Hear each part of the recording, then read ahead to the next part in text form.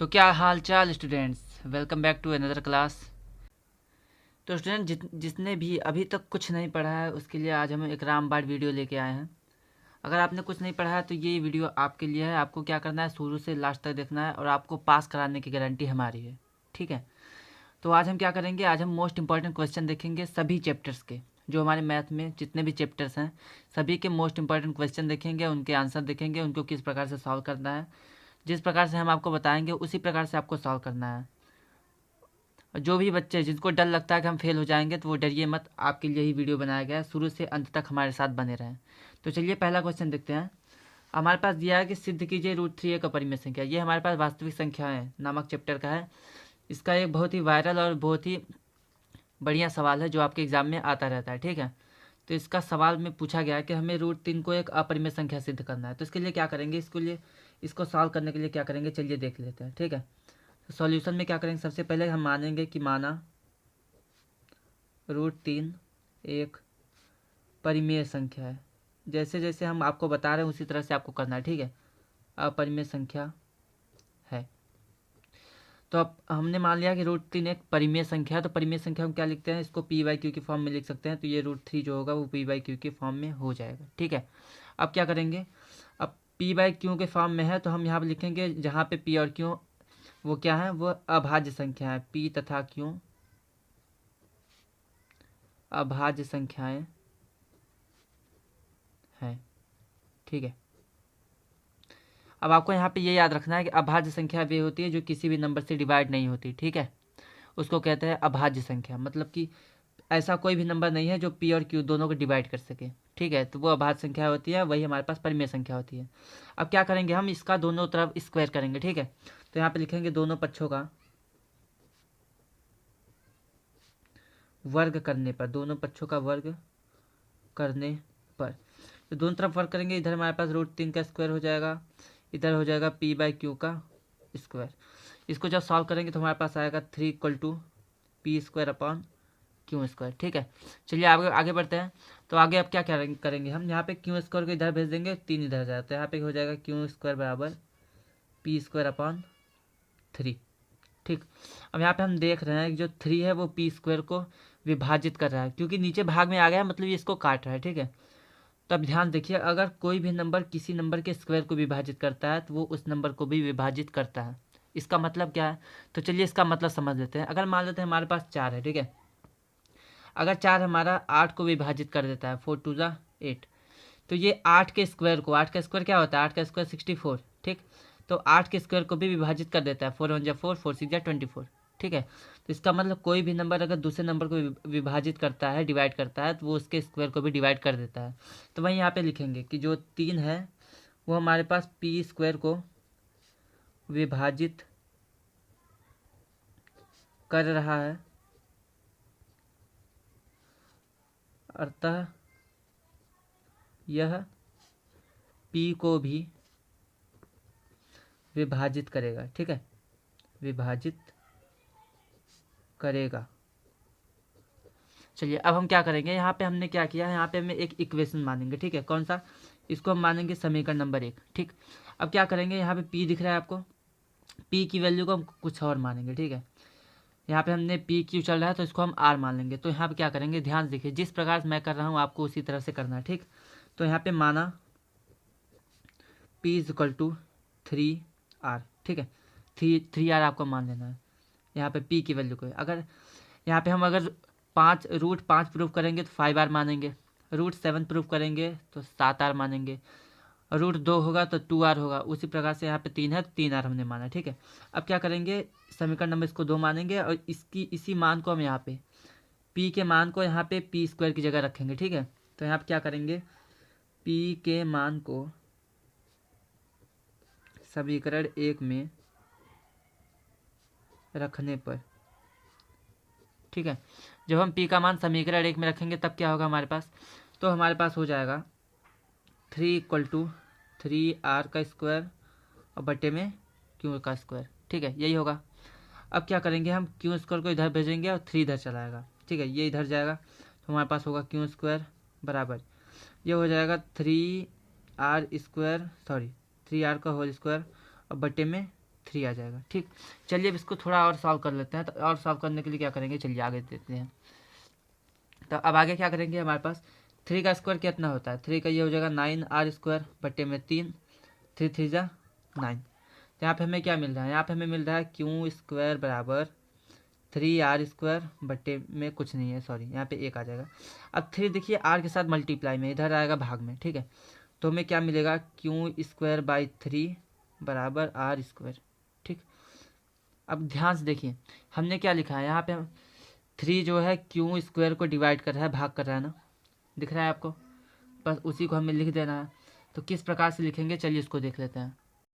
तो स्टूडेंट यहाँ पे 3 जो है q² के डिवाइड कर रहा है, विभाजित कर रहा है, मतलब q को भी विभाजित करेगा। जिस प्रकार हमने लिखा था कि 3p² को विभाजित कर रहा है, अतः p को भी विभाजित करेगा, उसी प्रकार से आप लिखेंगे जो 3 है, 3 q² को विभाजित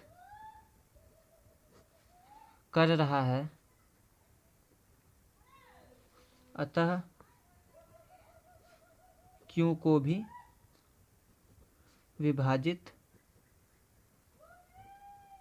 करेगा। ठीक है, तो ये हमारे पास था, हमने लिखा 3 q² को विभाजित कर रहा है तो q को भी विभाजित करेगा। अब ध्यान से देखिए हमने स्टार्टिंग में क्या लिखा था, हमने सबसे पहले सबसे स्टार्टिंग में लिखा था कि जो हमारे पास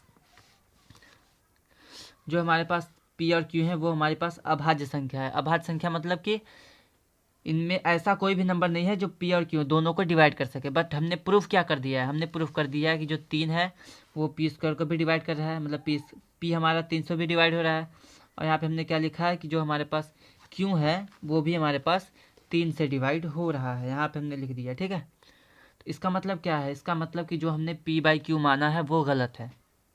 ठीक, हमने क्या माना था कि √3 p/q के बराबर है, मतलब कि √3 एक परिमेय संख्या है। बट ये यहाँ पे हमने सिद्ध कर दिया कि ये 3 से p और q दोनों डिवाइड हो रहा है, मतलब p/q जो हमारे पास परिमेय संख्या है वो परिमेय संख्या नहीं हो सकती। तो कौन सी संख्या होगी, तो हमारे पास हो जाएगी अपरिमेय संख्या। ठीक है, तो यहाँ पे लिखेंगे कि हमारी जो अवधारणा है, हमारी अवधारणा गलत है। ठीक है, गलत है, अतः जो √3 है यह एक कौन सी संख्या हो जाएगी, यह एक हमारे पास अपरिमेय संख्या हो जाएगी, अपरिमेय संख्या है। तो फिर से समझ लीजिए हमने क्या किया, हमने सबसे पहले माना है √3 परिमेय संख्या है, उसको p/q के फॉर्म में लिखा है, जहाँ p और q क्या होते हैं, अभाज्य संख्या, मतलब कोई भी नंबर ऐसा नहीं है जो p और q दोनों डिवाइड कर सके। बट हमने यहाँ पे सॉल्व कर दिया है, हल कर दिया है, दिखा दिया है, सिद्ध कर दिया है कि जो 3 है वो p और q दोनों को विभाजित कर रहा है। जब दोनों को विभाजित कर रहा है तो वो हमारे पास p और q अभाज्य संख्या नहीं है। तो कौन सी संख्या हो जाएगी, तो अभाज्य संख्या नहीं है, और अभाज्य संख्या नहीं है मतलब कि ये परिमेय संख्या भी नहीं है, क्योंकि p/q परिमेय संख्या होता है। तो हमने ये माना था, इसलिए जो हमने माना है, जो हमने हमारी अवधारणा है वो गलत है, अतः √3 जो है एक अपरिमेय संख्या है।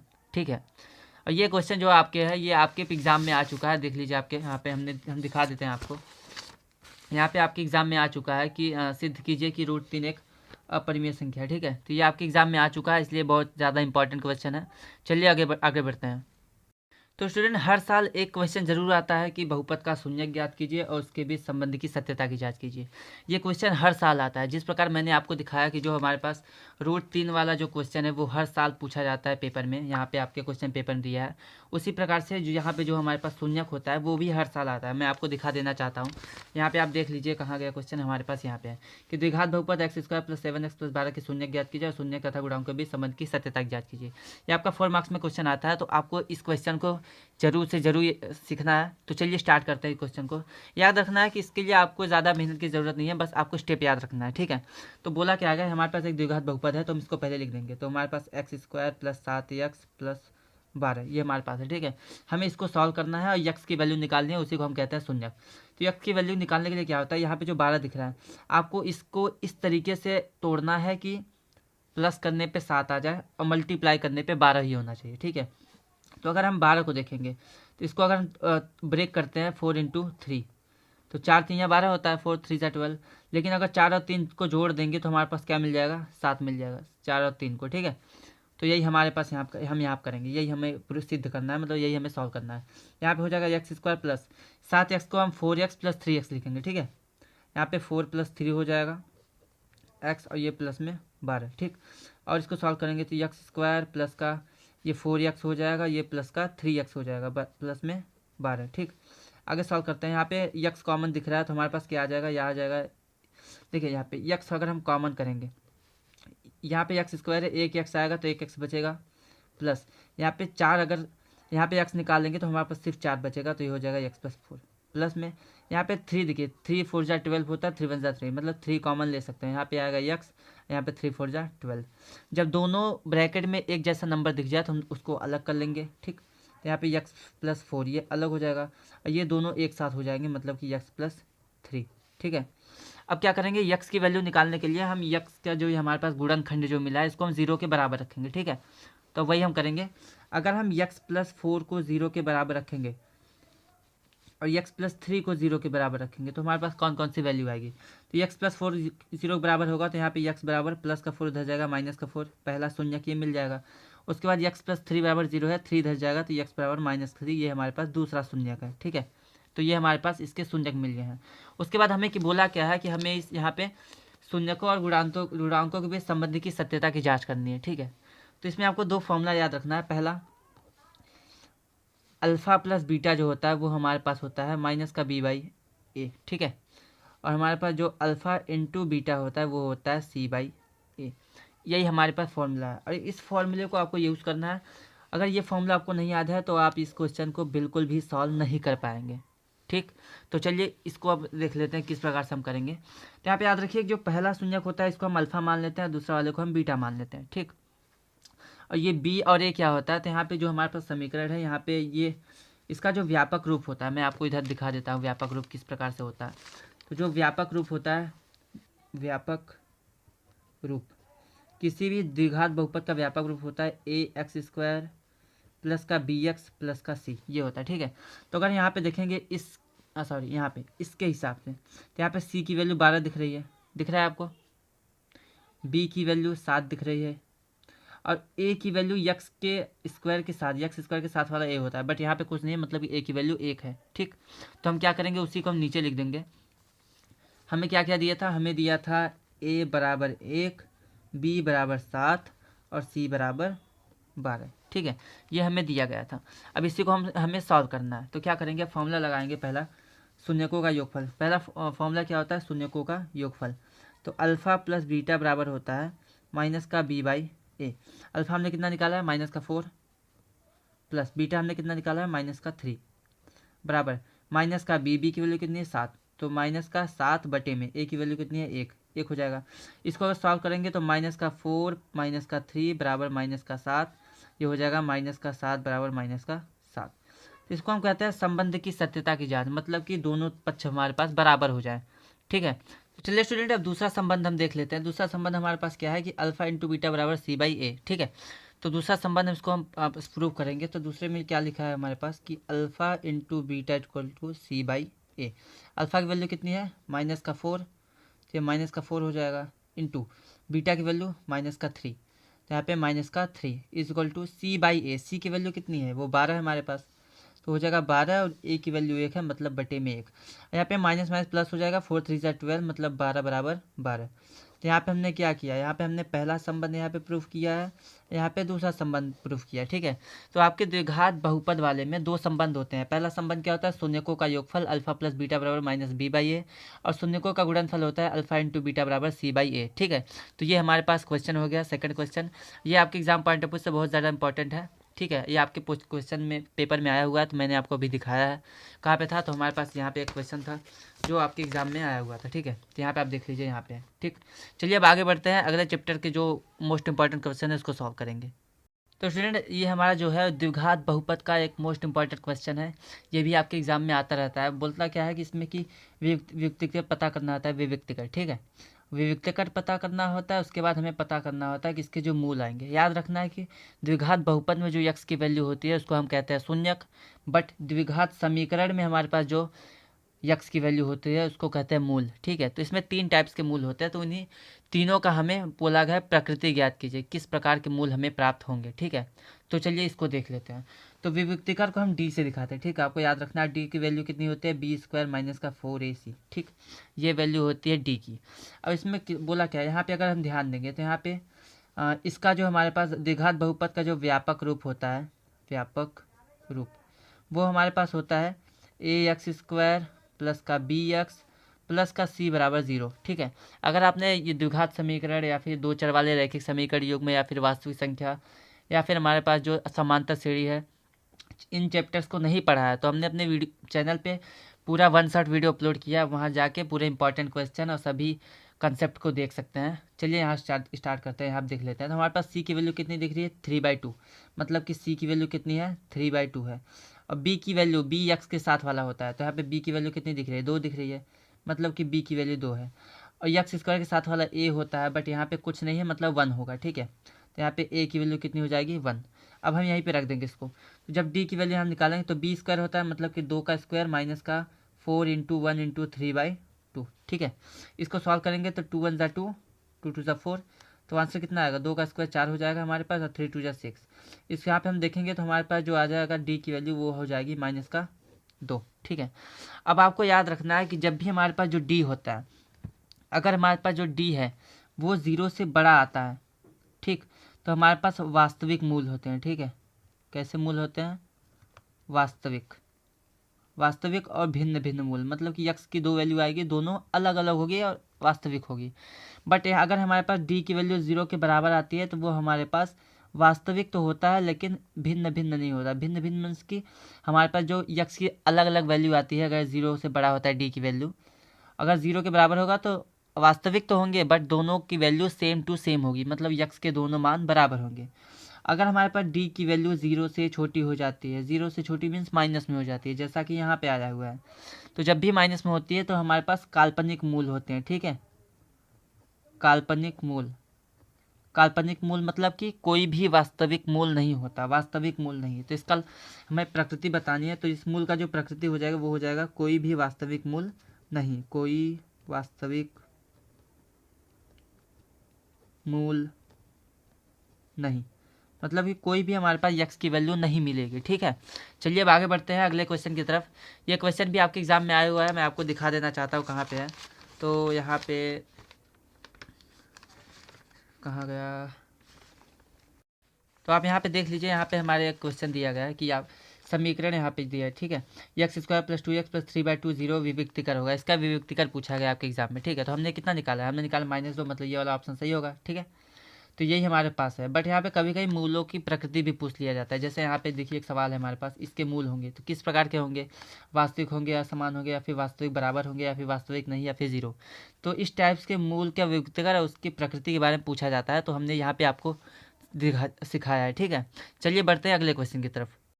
तो स्टूडेंट यहाँ पे हमारे पास एक समांतर श्रेणी जिसको हम एपी कहते हैं, अर्थमेटिक प्रोग्रेशन का एक मोस्ट इंपॉर्टेंट क्वेश्चन है जो आपके एग्जाम में 3-4 सालों में रिपीटेड हो रहा है। तो उस क्वेश्चन को हम लेके आए हैं, और जो बहुत ज़्यादा इंपॉर्टेंट है, इसको आपको सीखना है। आसान होता है बट आपको किसी भी स्टेप को मिस नहीं करना है, अगर आपने स्टेप मिस किया तो आपका नंबर कट सकता है। ठीक है, तो चलिए देख लेते हैं। बोला गया कि उस समांतर श्रेणी का 31वां पद पता करना है हमें, जिसका 11वां पद 38 है और हमारे पास 16वां पद 73 है। तो ध्यान देखिए दिया क्या है, सबसे पहले दिया है हमारे पास, क्या क्या दिया है उसको हम लिख लेंगे। ठीक है, तो हमें क्या करना है, हमें 11वां पद दिया है, तो A11 11वां पद कितना है, वो हमारे पास है 38। ठीक, 11वां पद होता कैसा है, हम फॉर्मूला आपको याद रखना है कि an = होता है a + n-1 इंटू में d। ठीक है, अगर आप इस फॉर्मूले को भूल जाएंगे तो यह क्वेश्चन आप नहीं कर पाएंगे। तो अगर आपने फार्मूला नहीं याद है, आपको नहीं पता है कि कौन कौन से फार्मूले इंपॉर्टेंट है, तो हमने अपने चैनल पे अपलोड किया है, आप वहाँ पे जाके देख सकते हैं। सभी इंपॉर्टेंट क्वेश्चन के फार्मूले हैं जिसको हम यूज़ करके क्वेश्चन को सॉल्व करते हैं। ठीक है, तो यहाँ पे देखिए हमें 11वां पद 38 दिया, तो यहाँ पे अगर 11वां पद निकालेंगे तो n की वैल्यू 11 रखेंगे, तो हो जाएगा A11 = a प्लस यहाँ पे 11 - 1 इंटू डी। तो क्या हो जाएगा, ये हो जाएगा A11 = a प्लस 11 में से 1 गया 10d हो जाएगा। 11 के मान हमें कितना पता है, वो 38 दिया, तो हो जाएगा 38 बराबर a + 10d। ठीक है, इसको हम मान लेंगे समीकरण नंबर 1। उसके बाद हमें क्या दिया है कि 16वां पद 73 है, मतलब कि A16 A16वां पद हमारा 73 है। अगर इसी को हम फिर से इस फॉर्मूले को यूज़ करेंगे, इसी फॉर्मूले में इसको यूज़ करेंगे तो हमारे पास क्या आएगा, अगर 16वां पद निकालेंगे तो हमारे पास हो जाएगा A16 बराबर A plus 16 minus 1 into D. N की वैल्यू हमने 16 रख दिया क्योंकि ठीक है, क्योंकि ए एन होता है, एन की वैल्यू यहाँ पे 11 था तो 11 रखा है, यहाँ पे 16 है 16 रखेंगे हम। तो ये हो जाएगा A प्लस 16 में से 1 गया 15 डी, और यहाँ पे 16 की मान कितना है, 16 का मान 73 है तो हो जाएगा 73। ये हमारे पास समीकरण नंबर 2। अब ध्यान देखिए हमें क्या पता करना है, 31वां पद। अगर हमें 31वां पद पता करना है तो 31वां पद क्या होता है, A31 is equal to A plus 31 minus 1 into में डी, मतलब कि A31 बराबर कितना हो जाएगा A प्लस 30 डी, ये हो जाएगा। ठीक है, हमें इसको पता करना है। इसको पता करने के लिए हमें ए की वैल्यू चाहिए और डी की वैल्यू चाहिए, और इन दोनों की वैल्यू कहाँ से निकालेंगे हम, तो इन दोनों की वैल्यू हम निकालेंगे यहाँ से। ठीक है, इस समीकरण से, इन दोनों समीकरण को हल करके। तो इन दोनों समीकरण जब हम हल करेंगे तो क्या करेंगे, समीकरण एक और दो दोनों को हम माइनस कर देंगे। ठीक है, यहाँ पे लिखेंगे समीकरण 1 तथा 2 को घटाने पर। अगर हम समीकरण 1 और 2 दोनों को माइनस करेंगे तो क्या हमारे पास है, पहला समीकरण हम लिख देते हैं 38 बराबर A प्लस 10 डी, और दूसरा समीकरण हमारे पास है 73 बराबर A प्लस 15 डी। ठीक है, याद रखना जब भी हम किसी भी क्वेश्चन में समीकरण को माइनस करते हैं तो निशान हमारे पास चेंज हो जाता है, निशान बदल जाता है। ठीक, तो चलिए अब आगे बढ़ते हैं, इस क्वेश्चन को सॉल्व करते हैं। तो निशान चेंज हो जाएगा, मतलब ये प्लस है तो माइनस, यहाँ पे माइनस हो जाएगा, यहाँ पे भी माइनस हो जाएगा, यहाँ पे ए से कैंसिल हो जाएगा।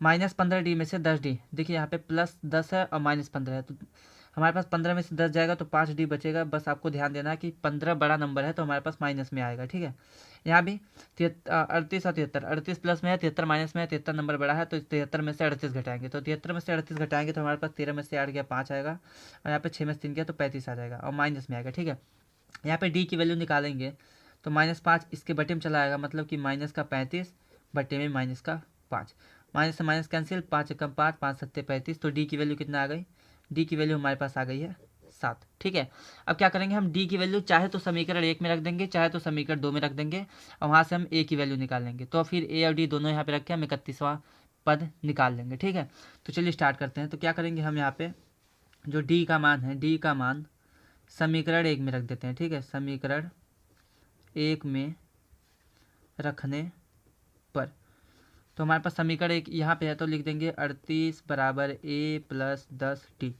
यहाँ पे हो जाएगा 38 बराबर A प्लस 10 इंटू डी की वैल्यू कितनी है, 7 है हमारे पास, तो यहाँ डी की वैल्यू 7 हो जाएगी। तो 38 बराबर कितना हो जाएगा, ये A प्लस 10 सत्ते 70।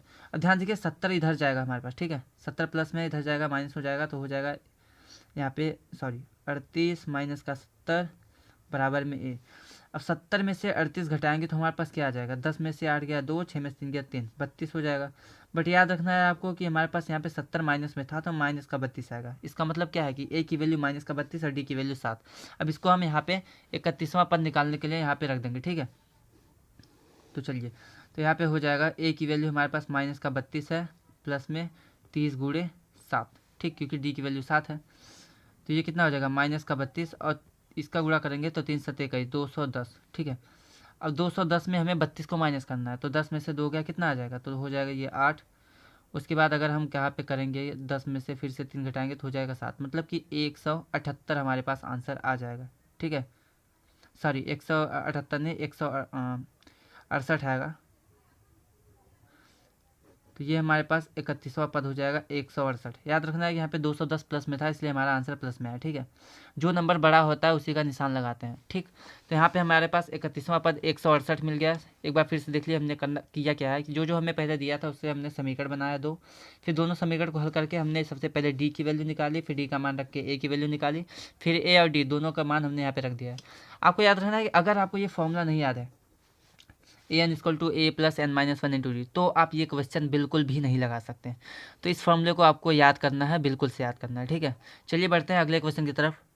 तो स्टूडेंट अगला क्वेश्चन जो हमारे पास है वो त्रिभुज चैप्टर का है, और ये जो क्वेश्चन है हर बार एग्जाम में आता रहता है। ठीक है, मैं आपको इसको भी दिखा देता हूँ कहाँ पे हमारे पास बहुत सारे पेपर हैं जिसमें ये क्वेश्चन दिया होता है। चलिए देख लेते हैं कहाँ गए क्वेश्चन। तो हमारे पास एक क्वेश्चन हमारे पास यहाँ पे है, यहाँ पे। ठीक है, चलिए देख लीजिए, यहाँ पे आपको दिया गया है कि बोला गया कि लंबाई 6 मीटर वाले ऊर्ध्वाधर स्तंभ की जो छाया है वो हमारे पास 4 मीटर है।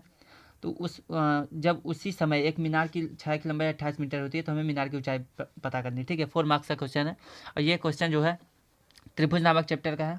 तो त्रिभुज में हम इसको सॉल्व करने के लिए थेल्स प्रमेय यूज़ करेंगे। ठीक है, तो इसमें बहुत सारे प्रमेय होते हैं। अगर आपने इन प्रमेय को नहीं पढ़ा है तो आप हमारे चैनल पे जा सकते हैं, वहाँ पे हमने मैथ वाले प्लेलिस्ट में प्रमेय को एक वीडियो में पूरे त्रिभुज के प्रमेय को हमने पढ़ाया है, समझाया है, तो उसको आप देख सकते हैं। चलिए इस क्वेश्चन को सॉल्व करते हैं। तो इस क्वेश्चन को सॉल्व करने के लिए क्या करेंगे, सबसे पहले यहाँ पे हम इसका फिगर बनाना ज़रूरी है, बिना फिगर के हम इसको सॉल्व नहीं कर सकते। ठीक है, तो चलिए देख लेते हैं किस प्रकार से। हमें बोला क्या है कि 6 मीटर लंबा एक ऊर्ध्वाधर स्तंभ है। तो सबसे पहले हम स्तंभ बना लेंगे। ठीक है, तो हम मान लेंगे कि ये हमारे पास एक ऊर्ध्वाधर स्तंभ है।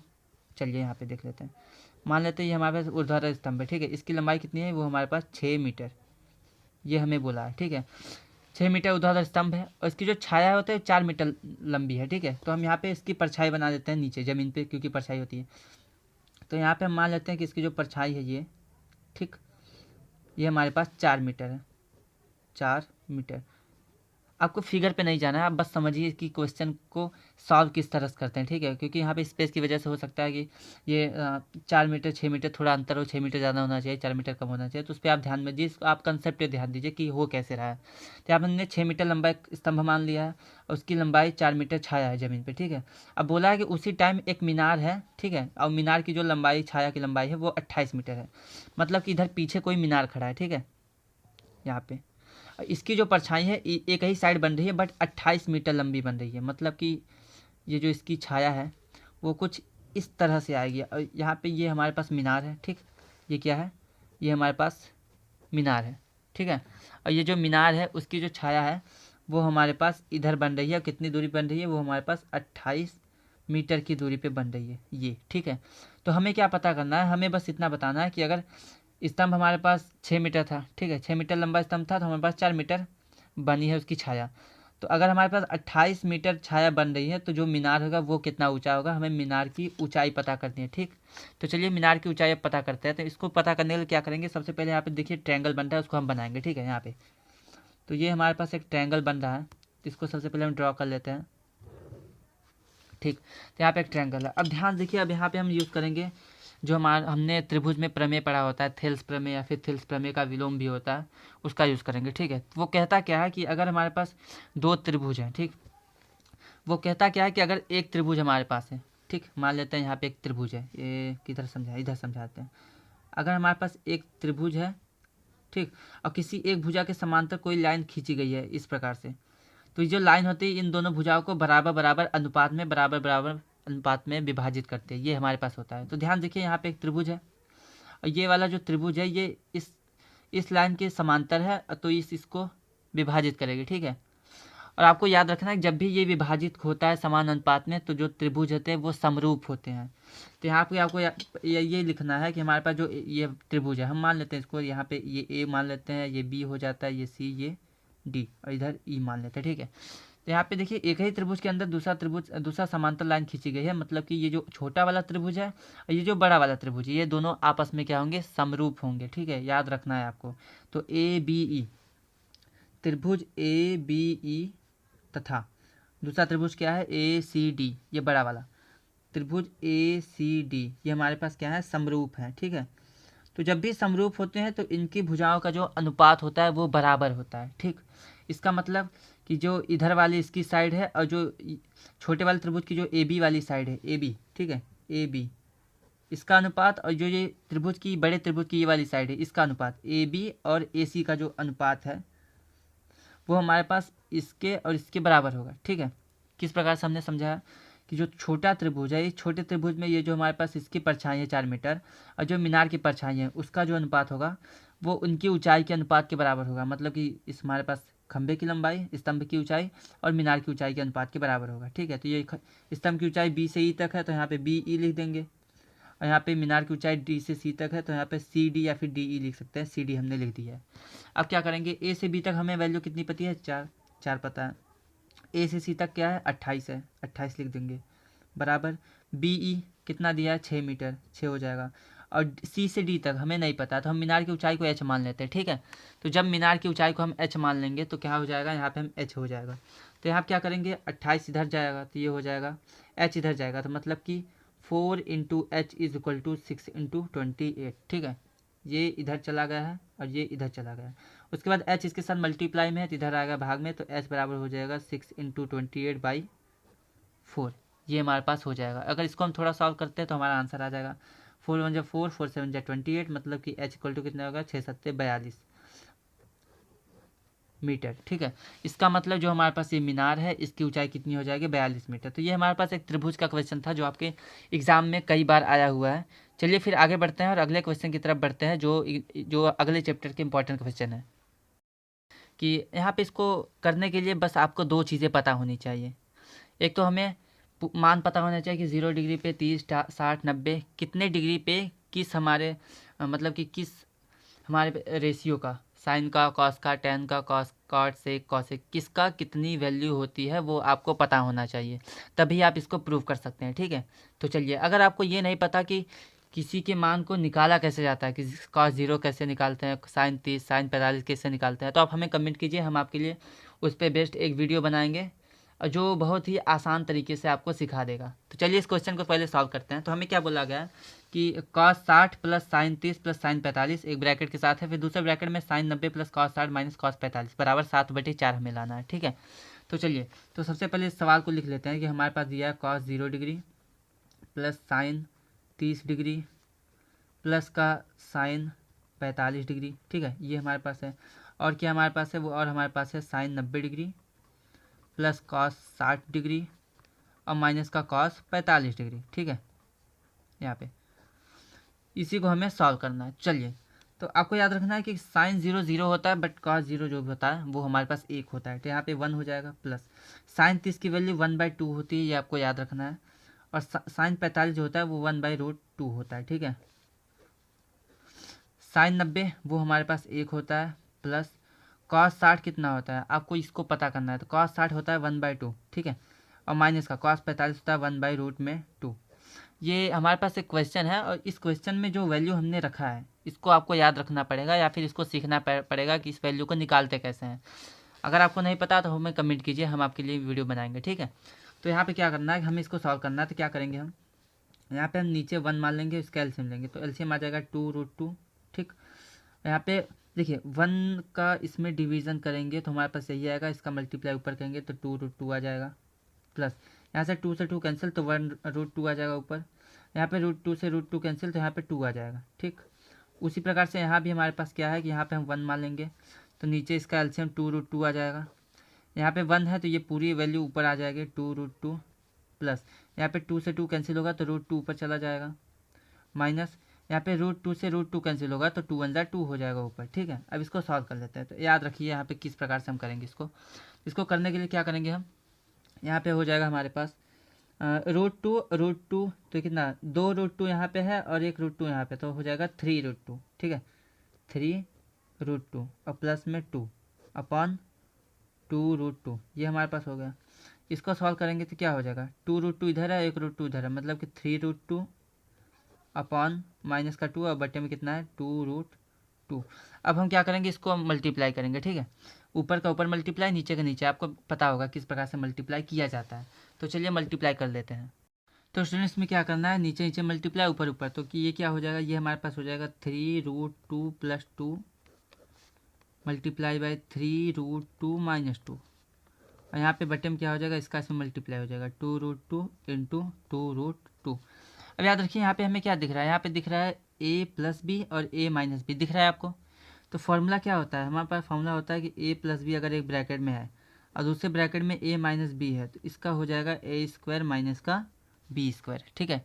ये हमारे पास फॉर्मूला होता है, इसी फॉर्मूले का यहाँ पे यूज़ करेंगे। तो फॉर्मूले का यूज़ किस प्रकार से करेंगे, चलिए देख लेते हैं इसको। तो ये हमारे पास हो जाएगा a की वैल्यू यहाँ पे ये है तो ये a² हो जाएगा, मतलब कि 3√2 का स्क्वायर और माइनस b² मतलब 2 का स्क्वायर, और अपॉन में 2 2 ज़ा 4, और यहाँ पे √2 का √2 में मल्टीप्लाई होगा तो रूट हट जाएगा, मतलब 2 आएगा। तो ये कितना हो जाएगा 3 का स्क्वायर 9, √2 का स्क्वायर 2 माइनस का 2 का स्क्वायर 4 अपॉन में 4 2 ज़ा 8, ठीक है। और इसको सॉल्व करेंगे तो हमारे पास क्या आएगा 9 2 ज़ा 18 माइनस का 4/8। अब 18 में से 4 माइनस करेंगे, ठीक है। 18 में से 4 माइनस करेंगे कितना आएगा, 18 में से 4 माइनस करने के बाद हमारे पास आएगा 14/8। अब इसको सॉल्व करेंगे तो 2 4 जा 8, 2 7 जा 14, तो कितना आंसर आ गया, आंसर आ गया 7/4। ये हमारे पास आंसर है। अब यही आंसर हमें प्रूफ करना था, ध्यान से देख लीजिए यहाँ पे हमें कितना प्रूफ करना था, यहाँ पे हमें प्रूफ करना था 7/4। तो इसी 7/4 को हमने यहाँ पे प्रूफ कर दिया है, ठीक है। यहाँ पे तो करना क्या है, इस क्वेश्चन में ज़्यादा कुछ नहीं करना, बस आपको वैल्यू पता होनी चाहिए कि कितने डिग्री पे किस त्रिकोणमितीय रेशियो का कौन सा हमारे पास मान होता है। अगर आपको मान पता है तो आप क्वेश्चन को कर सकते हैं। चलिए आगे बढ़ते हैं अगले क्वेश्चन की तरफ। तो स्टूडेंट यहाँ पे क्वेश्चन दिया गया, क्वेश्चन में क्या बोला है, क्वेश्चन बोला गया कि 14 सेंटीमीटर त्रिज्या वाले एक वृत्त के केंद्र पर समकोण बनाती है। तो लघु त्रिज्यखंड का हमें क्षेत्रफल पता करना है। सॉरी, यहाँ पे का होगा, तो लघु त्रिज्यखंड का क्षेत्रफल पता कीजिए। तो याद रखिए हमारे पास एक वृत्त है, ठीक है। यहाँ पे ऐसा कुछ, ये हमारे पास वृत्त है। वृत्त का जो केंद्र है इसकी त्रिज्या हमारे पास 14 सेंटीमीटर है, 14 सेंटीमीटर। और हमें बोला गया कि जो त्रिज्या है वो केंद्र से 90 डिग्री, समकोण मतलब कि 90 डिग्री का कोण बनाती है, मतलब कि कुछ इस प्रकार से यहाँ पे 90 डिग्री, चाहे ऊपर भी बन सकता है नीचे भी बन सकता है, ये 90 डिग्री का कोण बनता है। तो हमें लघु त्रिज्यखंड, याद रखिए जो छोटा टुकड़ा होता है उसको कहते हैं लघु त्रिज्यखंड और बड़े वालों को कहते हैं दीर्घ त्रिज्यखंड। हमें लघु त्रिज्यखंड का फॉर्मूला मतलब कि मान निकालना है, मतलब इसका क्षेत्रफल हमें पता करना है, ठीक है, इसका। तो यहाँ पे हमें थीटा की वैल्यू कितनी दी गई है, वो 90 डिग्री दी गई है, ठीक। तो आपको ये पता होना चाहिए कि जो क्षेत्रफल का फॉर्मूला होता है वो क्या होता है। तो जो क्षेत्रफल का फॉर्मूला होता है, क्षेत्रफल त्रिज्यखंड का जो क्षेत्रफल फॉर्मूला होता है वो होता है θ/360 इंटू में πr², ठीक है, ये होता है। हमें आर की वैल्यू कितनी पता है, 14 सेंटीमीटर।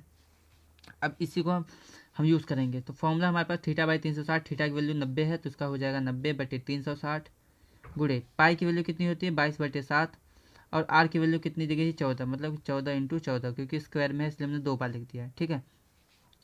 अब 7 से 7 दूना 14 कैंसिल हो गया, ये हो जाएगा 0 0 कैंसिल, 9 1 9, 9 4 36।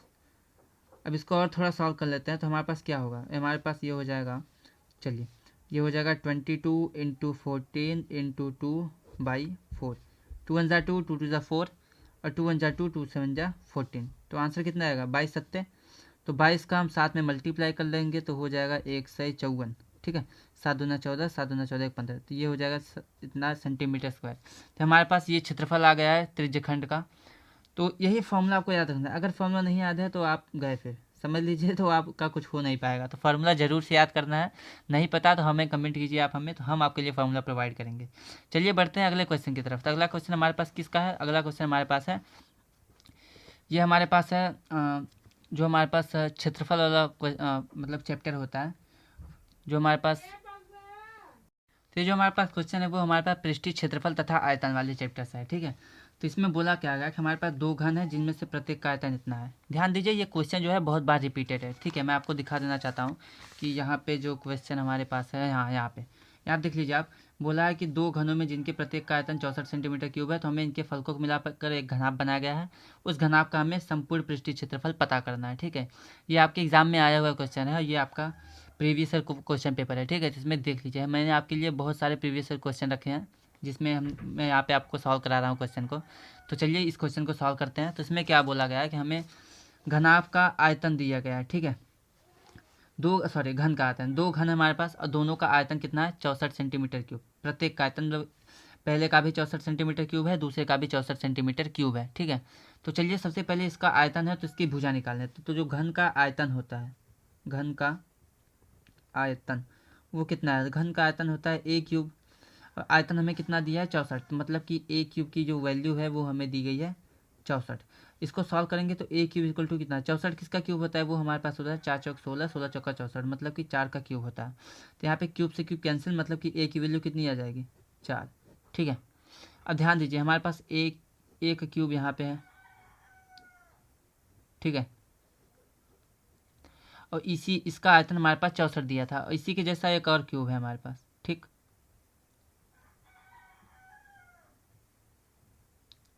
ठीक है, कुछ इस तरह। तो a³ इसकी जो साइड है 4 आ गई है, दूसरे की भी साइड 4 आ गई है, इन दोनों को मिला के एक घनाभ बनाया गया, ठीक है। तो ये जो घनाभ बना है दोनों घन को मिला के, तो हमें इसका पृष्ठीय क्षेत्रफल पता करना है, ठीक है। तो सबसे पहले देखिए घनाभ का हमारे पास यहाँ पे इसकी चौड़ाई तो 4 ही रहेगी, ऊंचाई भी 4 ही रहेगी, बट यहाँ पे जो लंबाई है वो बढ़ गई है। कितनी हो गई है? 4 4 8 हो गई है। तो यहाँ पे हम लिख देंगे कि 2 घनों से बने घनाभ की भुजा।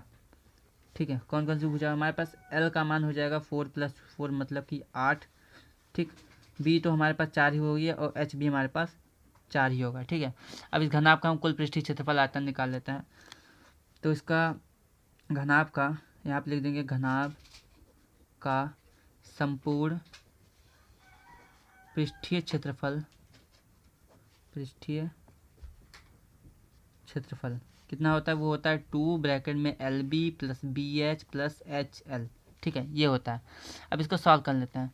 तो यहाँ पे हो जाएगा 2 × L × B। L की वैल्यू 8 है और B की वैल्यू 4 है, मतलब कि 8 × 4 हो जाएगा, प्लस B × H मतलब 4 × 4 B × H हो जाएगा, प्लस H × L। H 4 है, L 8 है, तो मतलब कि 4 × 8। अब इसको सॉल्व कर लेते हैं। इसको सॉल्व करने के क्या आएगा हमारे पास? 2, ये 8 चौके 32, 4 चौके 16 और यहाँ पे 8 चौके 32। ठीक है, तो इसको हम अब जोड़ लेंगे तो कितना आ जाएगा हमारे पास? 2 6 2 8 1 10 हासिल 1 3 1 4 3 7 1 8। ठीक है, इतना हो जाएगा, ये हो जाएगा 160। और यहाँ पे देखिए हमारे पास जो भुजा है वो हमारे पास किस में था? वो हमारे पास सेंटीमीटर था। ठीक है, आप देख लीजिए ध्यान से, ये हमारे पास सेंटीमीटर क्यूब में था, मतलब कि जो इसका हमारे पास क्षेत्रफल आएगा वो आ जाएगा सेंटीमीटर स्क्वायर में। ठीक, तो यहाँ पे ये क्वेश्चन समाप्त होता है। ये क्वेश्चन आपके एग्जाम में आया हुआ क्वेश्चन है, तो इस क्वेश्चन को आपको बिल्कुल भी नहीं छोड़ना है, बट आपको हर चैप्टर के फॉर्मूले को याद रखना है। अगर फॉर्मूला याद है तो आप इस क्वेश्चन को जल्दी से कर लेंगे। ठीक है, जिसने कुछ भी नहीं पढ़ा है उसके लिए भी ये बहुत ज़्यादा इंपॉर्टेंट है। जिसने पढ़ा है वो ज़रूर से इस क्वेश्चन को देख ले, रिवीजन कर लें। ठीक, चलिए बढ़ते हैं अगले क्वेश्चन की तरफ, जो हमारे पास सांख्यिकी का है। तो स्टूडेंट, ये हमारे पास सांख्यिकी का एक मोस्ट वायरल क्वेश्चन है जो हर बार एग्जाम में आता है। ठीक है, बट यहाँ पे हमें P दिया है, कहीं पे F हो सकता है, X हो सकता है, Y हो सकता है, बट हर बार ये क्वेश्चन पक्का आता है। ये क्वेश्चन हमने क्या किया है, यहाँ से उठाया है कि हमारे पास जो प्रीवियस ईयर क्वेश्चन पेपर थे वहाँ से। ठीक है, हमें क्या बोला गया कि P का मान क्या चीज़ है? यहाँ पे एक प्राप्तांक दिया है, वर्ग अंतराल। ठीक, और यहाँ पे विद्यार्थियों की संख्या दी गई। ठीक है, इसका माध्य हमें पता है, बट यहाँ पे हमें P की वैल्यू पता करनी है। तो चलिए इसको देखते हैं किस प्रकार से निकाला जाता है।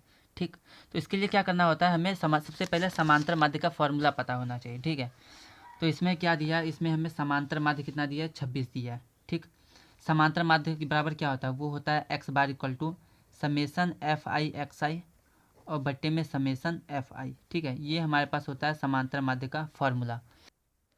तो स्टूडेंट, यहाँ पे ज़्यादा टाइम ना बर्बाद हो, इसलिए मैंने यहाँ पे सभी वैल्यूज़ को सब मल्टीप्लाई करके और प्लस करके लिख दिया है। चलिए समझ लेते हैं। सबसे पहले हमने अंतराल को यहाँ पे लिखा, मध्यमान निकालने के लिए दोनों को जोड़ के 2 से भाग करेंगे तो बीच की वैल्यू मिल जाएगी। उसके बाद FI नीचे वाली वैल्यू होती है तो हमने लिख दिया। फिर FI/XI निकालना होता है, मतलब F और X दोनों का गुणा कर दीजिए, तो 5 छक्के 30 हो जाएगा। 15 का P में गुणा करेंगे 15P, 25 9 250 और 35 का जब 4 में गुणा करेंगे तो 140 आएगा, सॉरी 225 140 आएगा। और 11 का 45 में गुणा करेंगे तो 495 आएगा। और अभी अभी हमने बताया कि जब भी आपको समांतर माध्य निकालना हो तो फॉर्मूला होता है x बार, मतलब समांतर माध्य बराबर समेसन FI/XI बटे FI।